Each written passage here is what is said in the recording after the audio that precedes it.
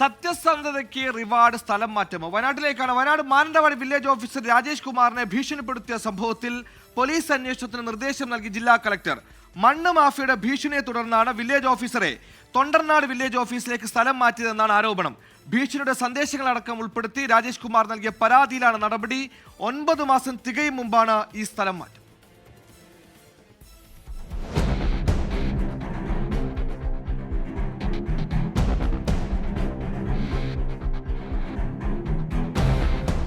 മാനന്തവാടി മേഖലയിൽ അനധികൃത ഖനനത്തിനെതിരെ കർശന നടപടി സ്വീകരിച്ച വില്ലേജ് ഓഫീസറാണ് രാജേഷ് കുമാർ. വള്ളിയൂർക്കാവിൽ ഒരു JCB പിടിച്ചെടുത്തിരുന്നു. ഇതിനെല്ലാം പിന്നാലെയാണ് വെറും 9 മാസം മാത്രം സേവനം അനുഷ്ഠിച്ചിരുന്ന ഓഫീസിൽ നിന്ന് മറ്റൊരിടത്തേക്ക് സ്ഥലം മാറ്റിയത്. സ്ഥലം മാറ്റിയതിന് പിന്നാലെ ഭീഷണി സന്ദേശവും വന്നു. അടുത്തത് താങ്കൾ കാസർഗോഡിലേക്ക് 2 ആഴ്ച കൊണ്ട് നമുക്ക് പോവാം. നിനക്ക് ബസ് ഇരുന്നിട്ട് നീ ആ വണ്ടി പിടിച്ചു വെക്കാൻ പറ്റുമെങ്കിൽ ചെയ്തോ. ഞങ്ങളെ പണി ഞങ്ങൾ തുടങ്ങിക്കഴിഞ്ഞല്ല. നീ എന്താ ചെയ്തതെന്ന് നിനക്കറിയാലോ. ഞങ്ങൾ വണ്ടി ഇറങ്ങട്ടെ, എന്നിട്ട് നമുക്ക് നോക്കാം ബാക്കി. ഭീഷണിയല്ല, നേരിട്ട് തന്നെ വരും. നിയമസഹായവും സംരക്ഷണവും ആവശ്യപ്പെട്ടാണ് രാജേഷ് കുമാർ തഹസിൽദാർക്ക് പരാതി നൽകിയത്. ഞാനാണ് താങ്കളെ ട്രാൻസ്ഫർ ചെയ്തത്.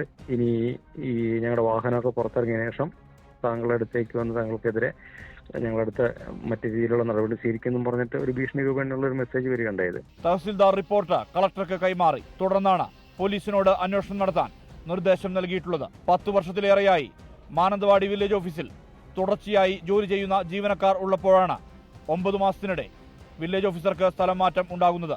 ഇതിനെല്ലാം പിന്നിൽ മണ്ണ് മാഫിയ ഉദ്യോഗസ്ഥ രാഷ്ട്രീയ കൂട്ടുകെട്ട് ഉണ്ടെന്നാണ് ഉയരുന്ന ആരോപണം. 24 വയനാട്.